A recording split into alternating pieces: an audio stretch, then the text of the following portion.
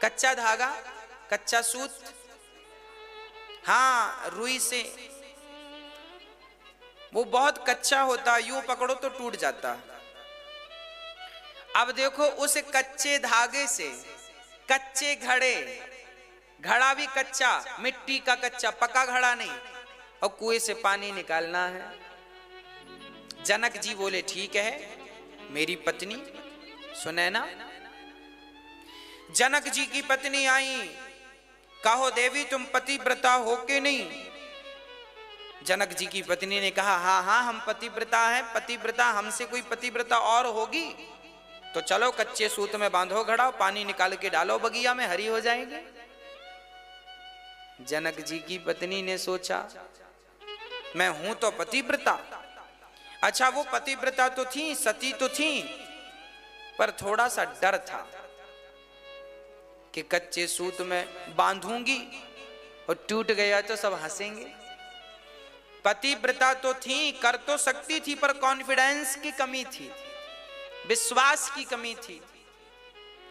अब वो पीछे हट गई ना, मैं ये रिस्क नहीं लेना चाहती, नहीं तो फिर प्रश्न चिन्ह लग जाएगा। यदि कुछ भी गड़बड़ हो गई, रस्सी टूट गई, घड़ा टूट गया या ना हुआ, तो फिर लोग कहेंगे लोग कैसी पतिव्रता है। अभी तो मैं कह सकती हूं कि मैं पतिव्रता हूं, पर यदि कुछ भी गड़बड़ हुई तो फिर तो क्वेश्चन मार्क लग जाएगा, ये पतिव्रता नहीं है। डर गई थी, 100% थी, पर हिम्मत जुटा ना सकी। जनकपुर की और स्त्रियों को पता चला, जनक जी ने कहा जाओ जो पतिव्रता नारी है वो आए और अपना परिचय दे के मैं पतिव्रता हूं। जंगल को हरा भरा करे, कच्चे सूत से कच्चे घड़े को बांधकर कुएं से पानी निकाल कर डाले। सारी जनकपुर की स्त्रियां एक एक करके थी तो सारी पतिव्रता, नो डाउट, पर बेचारी विश्वास जुटा नहीं पा रही थी, कॉन्फिडेंस की कमी थी। जैसे आप लोग, आप में क्षमता सब कुछ है सब करने की, परंतु आप भी हिम्मत हार जाते हैं, हमसे नहीं होगा, करने के पहले लोग हार जाते, हमसे नहीं होगा, अरे करो तो चलो। अब तो जनक जी बड़े दुखी हुए, राम राम हमारे नगर में कोई बढ़िया वाली पतिव्रता नहीं है, बड़े दुखी भई। हवा फैलती फैलती अयोध्या चली गई। जनक जी ने अपने गुरुजी से कहा गुरुजी है कोई आपकी नजर में पतिव्रता? तब गुरुजी, जनक जी के गुरुजी ने कहा अयोध्या में तो भरमार है, जाओ। एक पत्र लिखा जनक जी ने, अयोध्या नरेश दशरथ जी आपको प्रणाम करता हूं, हमारा बगीचा संत के श्राप के कारण सूख गया है, कोई पतिव्रता नारी कच्चे सूत में कच्चा घड़ा बांधकर उसे कुएं से पानी भरकर और उस जंगल का सिंचन करेगी तो जरूर हरा भरा हो जाएगा। दशरथ जी ने अपनी पत्नियों की तरफ चिट्ठी भेज दी। पत्नी कौन? मां कौशल्या। जब कौशल्या मां ने सुना कि पत्री आई है, चिट्ठी आई है और जनकपुर जाना है, दशरथ जी ने रथ तैयार किया, चलो कौशल्या चलते हैं, हमें विश्वास है तुम ये सब कर लोगी। कौशल्या बोली चलो, आसान काम है कौशल्या, मां तो पतिव्रता नारी। रथ पर बैठी जाने लगी। अभी रथ पर बैठी ही थी, रथ 4 कदम चला ही था कि कौशल्या मां की दासी, जो कौशल्या मां के कक्ष में झाड़ू पोंछा करती थी, दासी आ गई और हाथ जोड़कर बोली महारानी जी कहां जा रही हैं? मैं 4 दिन में लौट के आ जाऊंगी, छोटा सा काम करने जा रही हूं। काम छोटा सा? हमें बता दो, हम ही छोटा सा काम कर लेंगे। तुम कर लोगी? तो लो ये चिट्ठी पढ़ो। काम वाली बाई को चिट्ठी पढ़ा दी। कौशल्या मां ने कहा क्या लिखा है? बोले कच्चे घड़े में कच्चे सूत को बांधकर पानी निकाल के डालना है, पतिव्रता नारी हो सो बताए। कौशल्या ने कहा क्या तुम ये काम कर लोगी? कौशल्या माँ की दासी ने कहा, माँ मैं आपकी दासी हूं, ये छोटे मोटे काम के लिए आप परेशान ना हुआ करिए, आप विश्राम करिए, मैं ही जाती हूं। अब जनकपुर में वो कौशल्या माँ के कमरे की झाड़ू पोंछा करने वाली दासी चली गई। अब जनकपुर में हल्ला मच गया कि अयोध्या से कोई पतिव्रता आई है और वो बगीचे को हरा भरा करेगी। जनकपुर में तो भीड़ लग गई, हम भी तो देखें।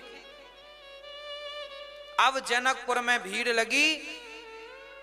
दासी मां कौशल्या की सेविका दासी उतरी रथ से और उन्होंने जनक जी से कहा, कच्चा घड़ा और सूत कहाँ है?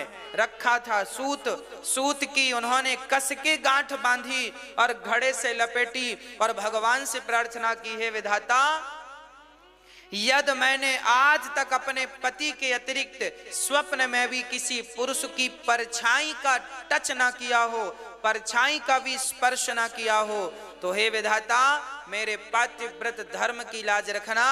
इस सूत से ये घड़ा तब तक बंधा रहे जब तक मैं जल का सिंचन ना कर दूं। कच्चे सूत का उसने गांठ लगाकर जो घड़े को बांधकर और कुआं में डाला। लोगों के दिल तो धक धक कर रहे थे, अब टूटा, अब टूटा, अब टूटा, पर वो पूरा का पूरा सूत घड़े से बंधकर वापस आया। घड़े कच्चा घड़ा था, पर कच्चा घड़ा वज्र की तरह हो गया। पतिव्रता नारी ने हाथ लगा दिया ना, उसमें पानी भरा और जो उस बगीचे का सिंचन किया, जहां जहां पानी की बूंदें पड़ती गईं, सब हरा भरा होता गया। जय जयकार लगती गई, दशरथ जी की जय हो, दशरथ जी की जय हो, दशरथ जी की जय हो। जनकपुर ने कहा, जनक राज ने, जनक जी ने कहा, देवी आप कौन? क्या आप कौशल्या हैं? क्या आप कैकई हैं? क्या आप सुमित्रा हैं? तब जनकपुर से जनक जी से कहा, महाराज शर्मिंदा ना करो, मैं ना कौशल्या हूं, ना सुमित्रा हूं, ना कैकई हूं। तो विदेह राज ने कहा, फिर आप कौन हैं? बोले, मैं कौशल्या के यहाँ बर्तन मांजने वाली, झाड़ू लगाने वाली, मैं उनकी दासी हूं। जनक जी के आंखों से आंसू आ गए, हे भगवान, जिनकी दासियां इतनी बड़ी पतिव्रताएं हैं, वो महारानियां कितनी बड़ी पतिव्रताएं होंगी। दशरथ जी, जनक जी महाराज तब से डरे हैं। जनक जी डर गए कि तब बुलाया था कौशल्या को, आई दासी।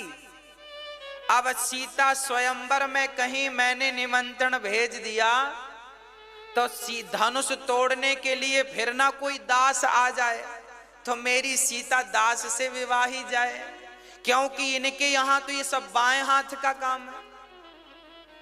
जनक जी बड़े डर गए, बोले, हम दशरथ जी को निमंत्रण नहीं देंगे। पिछली बार दासी भेजी, इस बार दास ना भेज दे, नहीं वही धनुष तोड़ दे और सीता को ब्याह के ले जाए।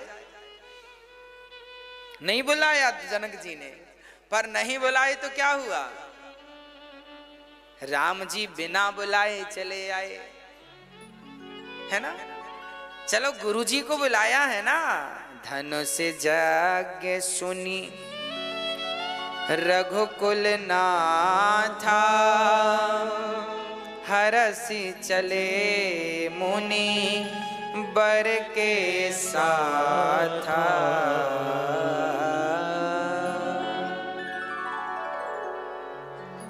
आगे चले, जब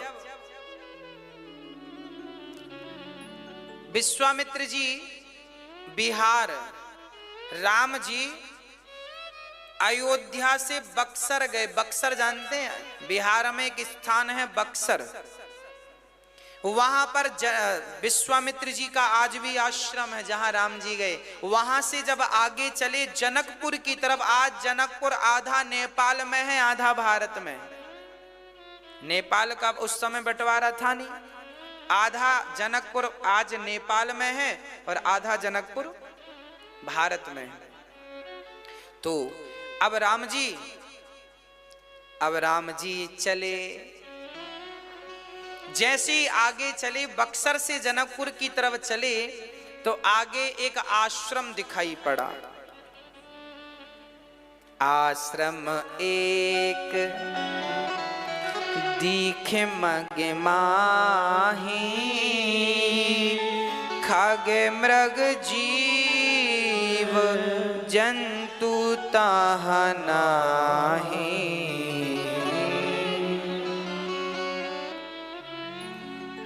पूछा मुनहि शिला प्रभु देखी, सकल कथा मुनि कहा विशेषी। आगे आगे विश्वामित्र जी, पीछे पीछे राम, उनके पीछे लक्ष्मण।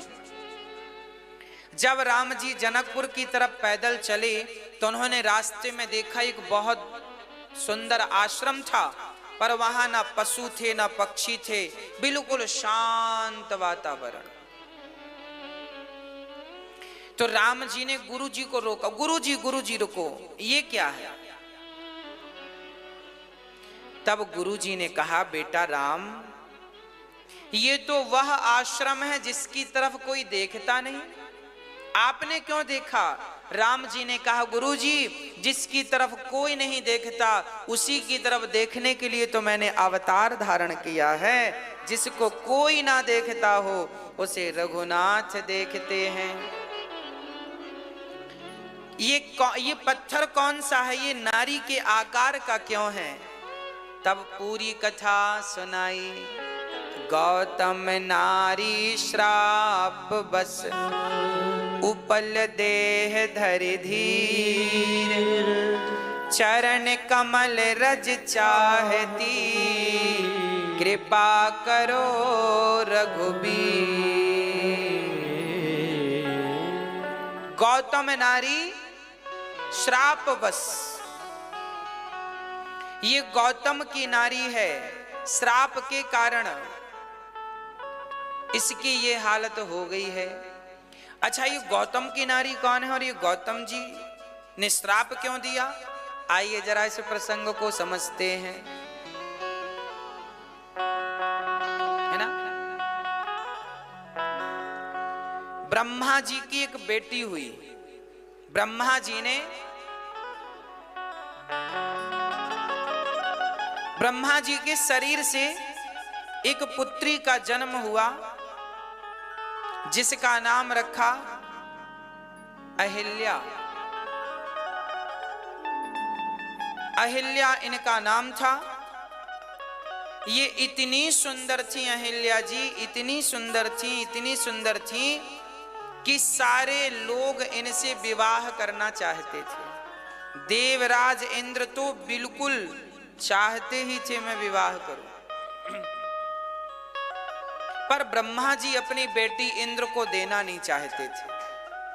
सोचो, इंद्र ऐसे व्यक्ति हैं जिन्हें कोई अपनी बेटी भी देना नहीं चाहता, खासकर ब्रह्मा जी तो नहीं देना चाहते, पर बहुत सुंदर थी। गौतम ऋषि जो थे, ये गौतम ऋषि के पास ब्रह्मा जी ने अपनी बेटी अहिल्या को रख दी। बोले, आप मेरी बेटी को संभालना। देखो पहले के ऋषि मुनि कैसे हुआ करते थे। जवान लड़की सुंदर से सुंदर गौतम जी के आश्रम में रहा करती थी और आश्रम में रहती थी, फिर भी इनकी समाधि, इनका ध्यान, गौतम ऋषि का ना ध्यान भंग होता था ना समाधि भंग होती थी, क्योंकि मन में राम थे, मन में राम का चिंतन था, इसलिए काम की तरफ ध्यान गया नहीं। ब्रह्मा जी ने देखा कि गौतम जी बड़े योग्य हैं, ब्रह्मचारी हैं, पराई स्त्री को देखते भी नहीं। इनके आश्रम में एक जवान कन्या थी, पर इन्होंने आंख उठाकर उसे नहीं देखा और वर्षों तक थी। ब्रह्मा को लगा इससे बढ़िया वर इस लड़की के लिए कोई नहीं, तो अहिल्या का विवाह गौतम ऋषि से ब्रह्मा जी ने करा दिया।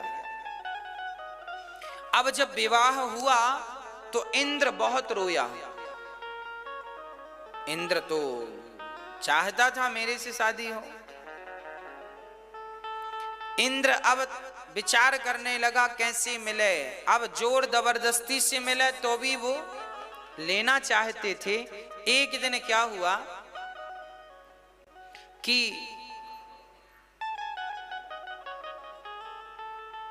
इंद्र गौतम ऋषि की तरह बन गए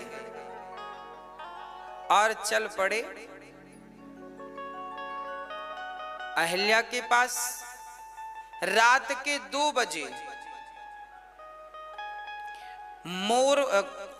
मुर्गा बन करके कुक्कड़ों को कह दिया तो सुबह जान करके गौतम ऋषि को लगा 4 बज गए, क्योंकि मुर्गा तो सुबह ही बोलता।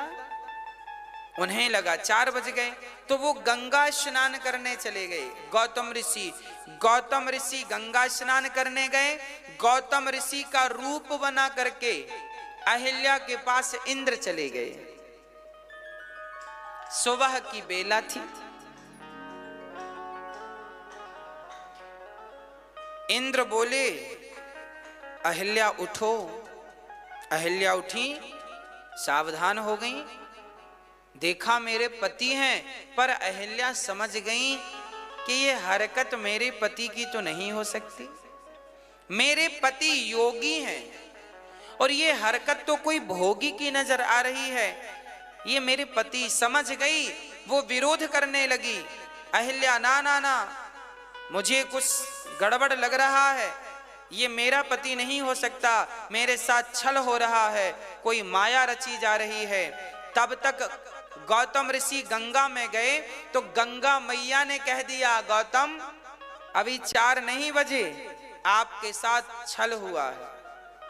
देखिए, पहले तपस्वियों की तपस्या ऐसी होती थी कि गंगा मैया खुद कह दिया करती थी कि अभी समय नहीं हुआ स्नान का। इतनी तपस्या जोर की थी। अब तो चल पड़े। वापसी हुई गौतम ऋषि की। जब ये पहुंचे तो इंद्र जल्दी जल्दी में रूप बदलना भूल गया। अपना इंद्र का रूप नहीं बनाया, गौतम के रूप में कुटिया से बाहर निकला तो गौतम ऋषि मिल गए। गौतम ऋषि ने देखा, अरे मूर्ख, कौन है तू? अपना वास्तविक रूप बता, नहीं तो अभी श्राप देकर तुझे भस्म कर दूंगा। तब इंद्र डर के मारे थर थर कांपने लगे, इंद्र बन गए। तब कहा गौतम ऋषि ने, अरे योनि लंपट, मूर्ख, तूने एक स्त्री का स्वाभिमान छेड़ा है। आज मैं तुझे श्राप देता हूं। तू यहां योनि लंपट बनकर आया, जा, तेरे शरीर में भग ही भग हो जाए, योनि ही योनि हो जाए। पूरा शरीर इंद्र का श्राप के कारण योनियों से भर गया, भग से भर गया। अब इंद्र घबराए, प्रभु क्षमा क्षमा करो, क्षमा करो। अब क्षमा तो बाद में करेंगे, सो करेंगे, पर अब अहिल्या आई, डरते डरते थर थर कांपने लगी।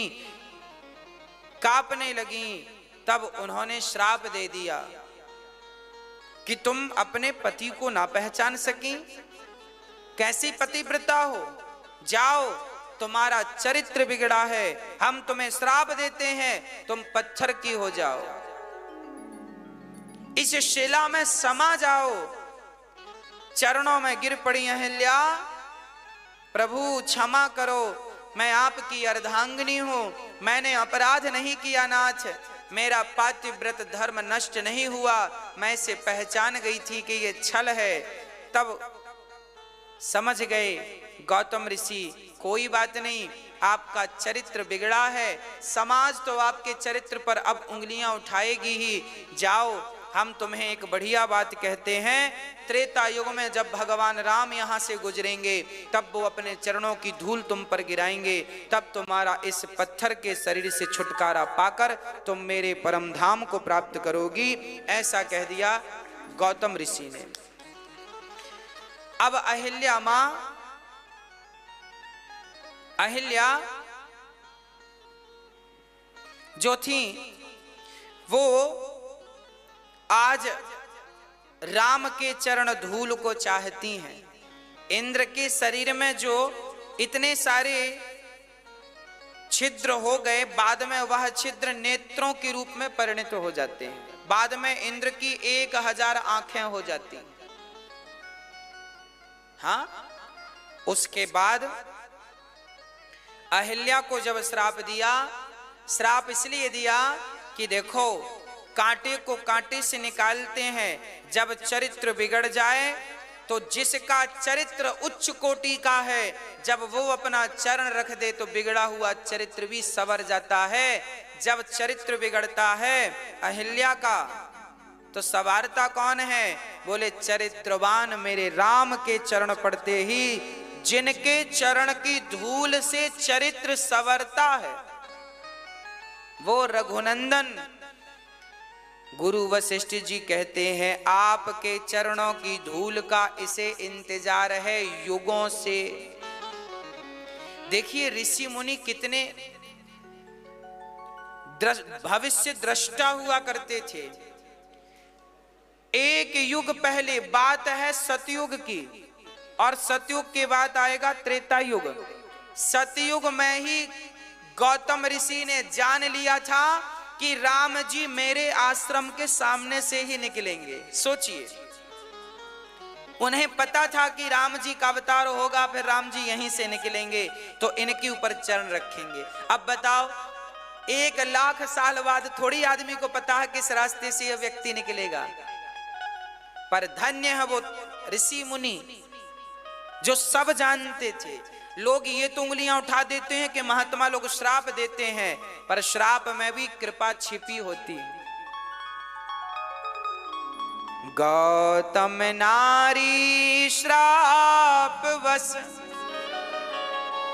उपल देह धरि धीर, चरण कमल रज चाहती कृपा करो रघुवीर। जैसे ही राम जी ने चरण रखे तो क्या हुआ? पर सत्य पद पावन शोक न सावन, प्रगट भई तप पुंज सही, देखत रघुनायक जन सुखदायक, सन्मुख हुई कर जोर रही, अति प्रेम अधीरा उलक शरीरा, मुख नहीं आवै बचन कही, अतिशय बड़ भागी चरणन लागी, जुगल नयन जलधार बही। अहिल्या ने हाथ जोड़कर कहा, हे नाथ आपने तो मुझ पर कृपा कर दी। जब मेरे पति ने मुझे श्राप दिया था तब मुझे लगा कि मेरे पति ने मेरे साथ बहुत गलत किया, पर आज पता चल रहा है कि मेरे पति ने मुझे श्राप ना दिया होता तो आपका ये दिव्य दर्शन मुझे कैसे प्राप्त होता। आज तो मैं अपने आप को बड़ी खुशनसीब समझ रही हूँ जो आपके चरणों की रज ने मेरा जीवन बदल दिया। अब देखो, जिन राम ने पत्थर पर कृपा करके, राम जी ने भी विचार किया। राम जी ने विचार किया कि एक प्रहलाद नाम के भक्त ने मुझे पत्थर से प्रकट किया था। प्रहलाद ने भगवान को कहां से प्रकट किया था? पत्थर से, है ना? खंबे पर प्रहार किया हिरण्यकश्यपु ने। भगवान ने सोचा कि यदि एक भक्त मुझे पत्थर से प्रकट कर सकता है, यदि भक्त भगवान को पत्थर से प्रकट कर सकता है, तो भगवान ने भी विचार किया आज मैं भी एक भगवान होकर मैं भी अपने भक्त को पत्थर से प्रकट करूंगा। तो प्रहलाद ने भगवान को प्रकट किया खंबे से, तो यहां भगवान ने भक्त को प्रकट कर दिया पत्थर से। अहिल्या उनका नाम है। अहिल्या मां चरणों में गिर पड़ी। ऐसे रघुनाथ जी जिनके चरणों का आश्रय लेके अहिल्या की सदगति हो गई, गोस्वामी तुलसीदास जी कहते हैं, अस प्रभु दीन बंधु हरि कारण रहित दयाल, तुलसीदास सठते ही भजो छाणी कपट जंजाल। तुलसीदास जी कहते हैं, रे मन ऐसे राम का भजन क्यों नहीं करता जो राम प्राणी मात्र का कल्याण करने के लिए इस धरती पर अवतरित हुए हैं। क्यों नहीं भजन करता? देख मन, ये वह राम है जिन्होंने अकारण ही किस पर कृपा कर दी? अकारण ही किस पर कृपा कर दी? अकारण ही इन्होंने कृपा कर दी। अहिल्या पर कृपा कर दी तो हम पर भी कृपा करेंगे कभी ना कभी। इसलिए मन से कहो कि भगवान का चिंतन कर, मन से कहो भगवान का सुमिरन कर, मन से कहो भगवान का एक पल के लिए भी चिंतन ना छोड़ो। भगवान सुख दे या दुख दे, हर हाल में प्रसन्न रहो। हे राम जी, हमें तो आप फूलों में रखो या कांटों में रखो, हम दोनों में राजी हैं।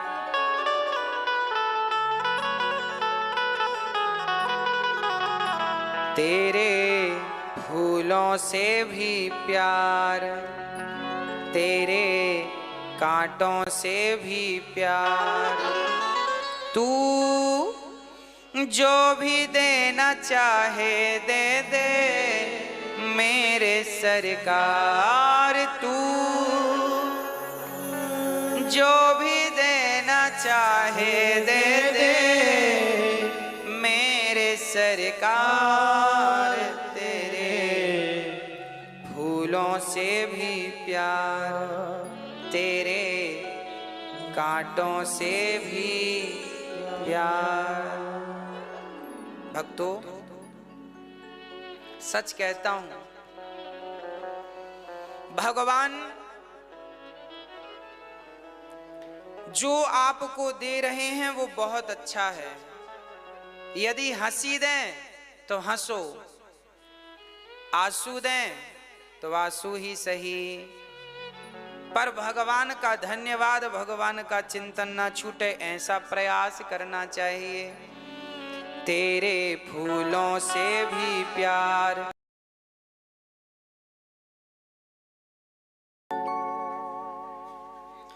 भगवान हमें जो दें हमें उसमें ही संतोष रखना चाहिए। जीवन शिकायत भरा ना हो।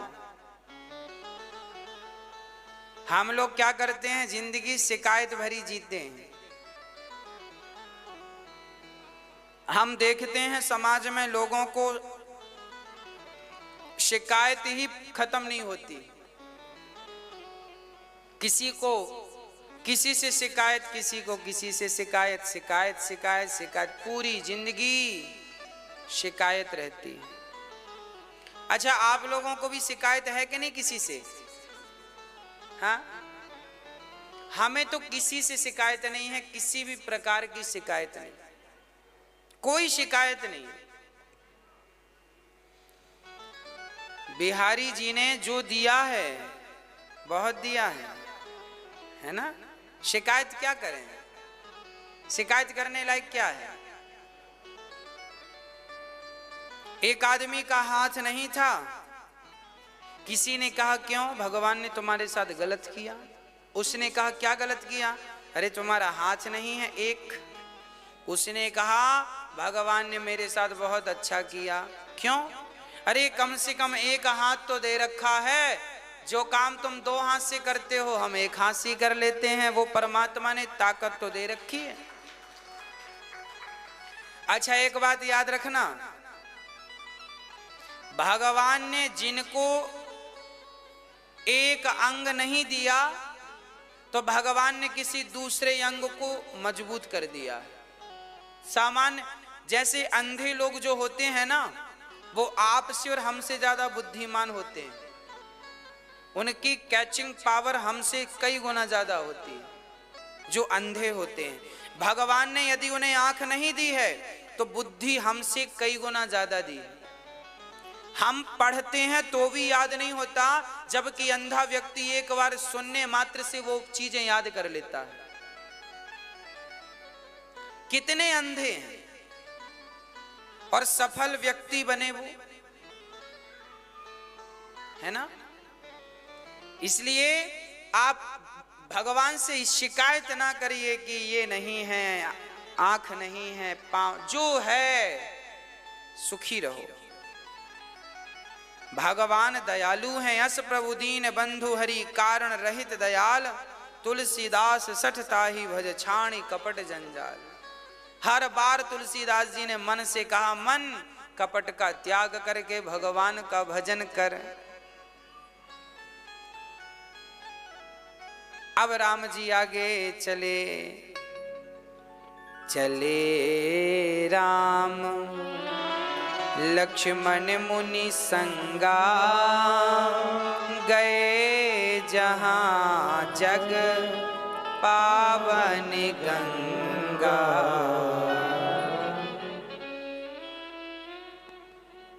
गाधी सुनु सब कथा सुनाई, जही प्रकार सुर सरी महिया। श्री राम जय राम जय जय राम, श्री राम जय राम जय जय राम। गंगा के तट पर भगवान गए, गंगा में स्नान किया और स्नान करने के बाद भगवान ने विश्वामित्र जी ने गंगा अवतरण की कथा सुनाई है। आपको पता है गंगा जी का अवतरण कैसे हुआ? पता है कि पता नहीं है? क्या? हाँ, पता है? मैया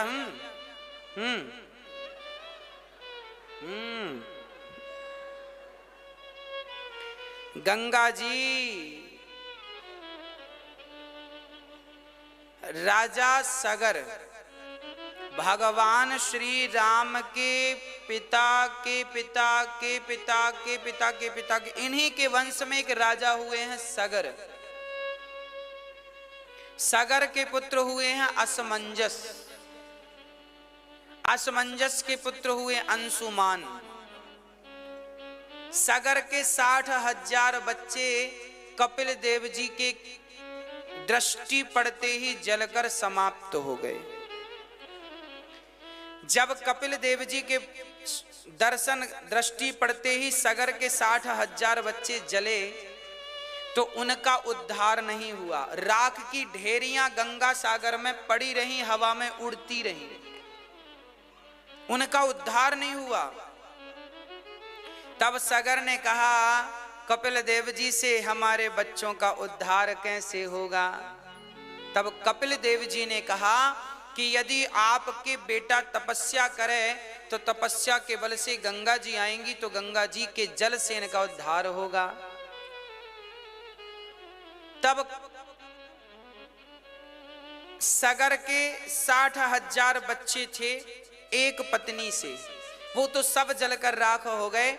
सगर की दूसरी पत्नी से एक बेटा हुआ था, नाम था असमंजस। असमंजस के पुत्र अंशुमान ने तपस्या की, हे गंगा मैया आओ, गंगा मैया। तपस्या करते करते करते करते अंशुमान चल बसे, पर गंगा जी नहीं है। जब अंशुमान गए तो अंशुमान के पुत्र हुए दिलीप।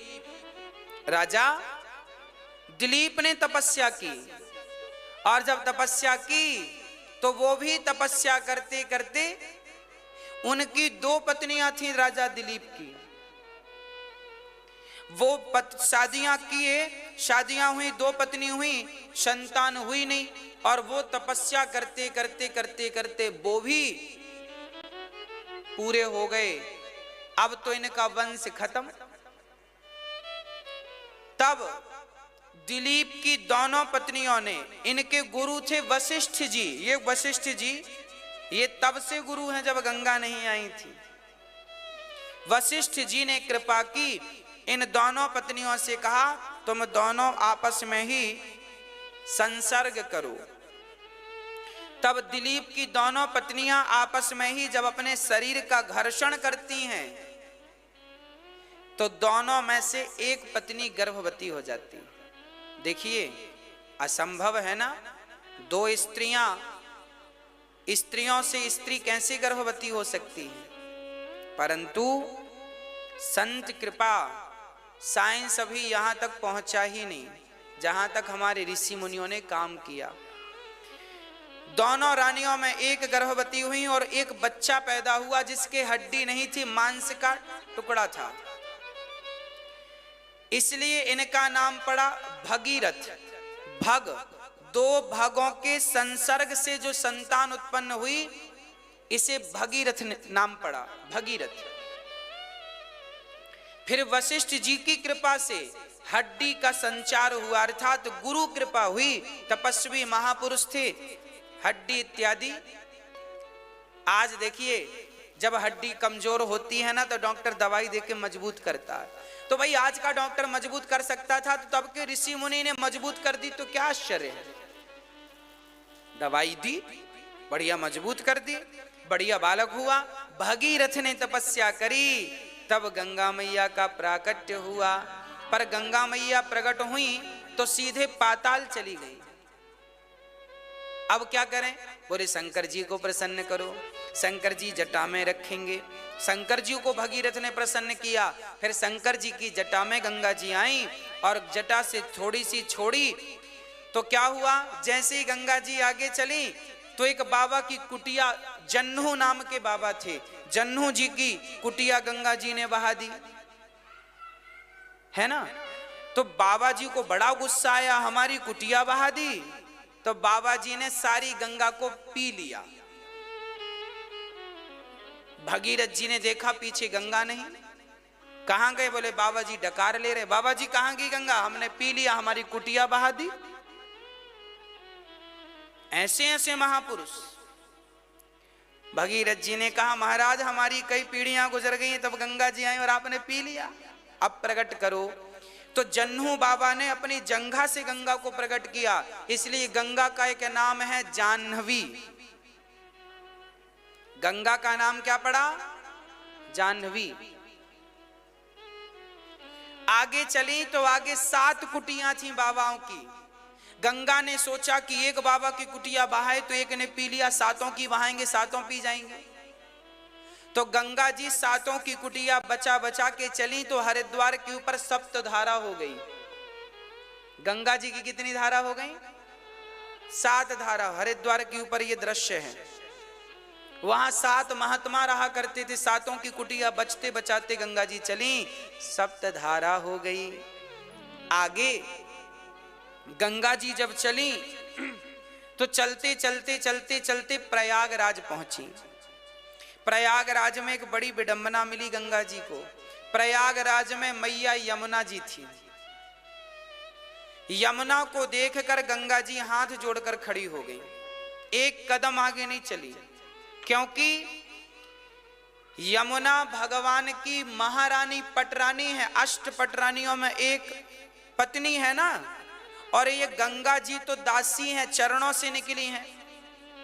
भाई जब वामन भगवान ने 2 पग भूमि में सब नाप लिया, दूसरा पग सत्यलोक में गया तो उनके पांव के अंगूठे से ब्रह्मांड फट गया, तो पानी निकलता हुआ ब्रह्मा जी के कमंडल में आया। ये गंगा का जल आज भी आप बोतल में भर के रखो तो 1000 साल रखे रहो, खराब नहीं होता। क्योंकि ये पानी इस ब्रह्मांड के बाहर का पानी है। जब भगवान के चरण लगे तो ब्रह्मांड फट गया। वह पानी इस ब्रह्मांड का पानी ही नहीं है, इसलिए खराब नहीं होता। ये दूसरे ही ब्रह्मांड का पानी है, चरणों का धौमन है, ये दासी है गंगा। तो दासी है गंगा और भगवान की पत्नी है यमुना। तो पत्नी को देख करके दासी खड़ी होगी, गंगा मैया मैं आगे नहीं जाऊंगी। फिर यमुना जी ने कहा गंगा जी से, सुनो, पहले यमुना जी गंगा सागर जाती थी, वहां अलग जगह से मिलती थी। सागर के पुत्र जो मरे थे वो अलग जगह थी, आसपास ही रही।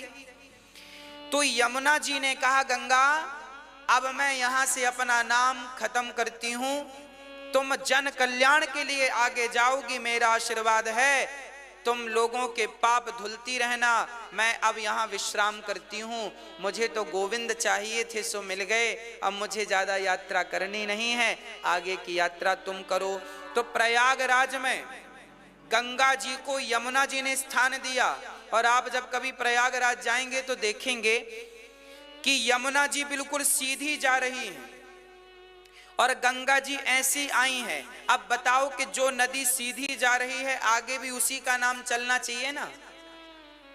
गंगा जी तो ऐसी आकर मिली है, ऐसी, फिर ऐसी मिलके ये यमुना में मिलकर के फिर आगे नाम यमुना का होना चाहिए था, पर यमुना जी ने कहा मेरा नाम नहीं, अब तुम्हारा नाम जाना जाएगा। तो वहां आप देखेंगे बिल्कुल सीधी गंगा जी ऐसी आई हैं और फिर यूं टर्न हो गई हैं इस तरफ, क्योंकि वो धार पहले यमुना की थी, यमुना की धार में गंगा जी मिल गई और आगे फिर गंगा सागर, गंगा जी गई, यमुना जी नहीं गई। प्रयागराज में यमुना जी ने विश्राम कर लिया। तीनों नदियां वहां पर मिलती हैं, गंगा, यमुना और सरस्वती। गुप्त है। कैसे गुप्त है? जैसे हमारी माताएं बालों की चोटी करती हैं। अच्छा, हमारी मैया जब चोटी करती हो तो कितने लर निकालती हो? तीन को गूंथती हो, यूं यूं यूं यूं। और जब गूंथने के बाद वो चोटी देखो तो कितनी लाइनें दिखती हैं? लाइनें कितनी दिखती हैं? कितनी? 2 है, 3 लाइनें हैं, 3, पर चोटी गूंथने के बाद दिखती कितनी है? 1 गुप्त होती है कि नहीं? जैसे आपके बालों की चोटी में 3 होती हैं लरी, पर गूंथने के बाद वो 2 दिखती हैं, उसी प्रकार प्रयागराज में है तो 3, पर वो गूंथने के कारण, संगम के कारण दिखती 2 ही हैं। 2 प्रकट दिखती हैं, गंगा यमुना, एक नीचे सरस्वती समाई है। ये सरस्वती वही जो बद्रीनाथ से निकल रही है, नीचे नीचे नीचे नीचे आती आती वो यहाँ पर। साइंस ने भी इस बात को प्रूव किया है कि प्रयागराज में एक तीसरी नदी भी है जो पृथ्वी की सतह के कुछ नीचे हिस्से में, पानी जब वहां खोदा जाता है तो बिल्कुल सरस्वती का जल ही निकलता है। प्रयागराज में खुदाई हुई, इस बात को लेकर वैज्ञानिकों ने रिसर्च की तो पता लगा कि वहां पर खुदाई की, जहां पर पता था कि यहां सरस्वती होना चाहिए, तो वहां का जल निकाला गया और बद्रीनाथ के सरस्वती से उस जल को मिलाया गया तो एक ही जल था। गंगा का जल अलग है, यमुना का जल अलग है और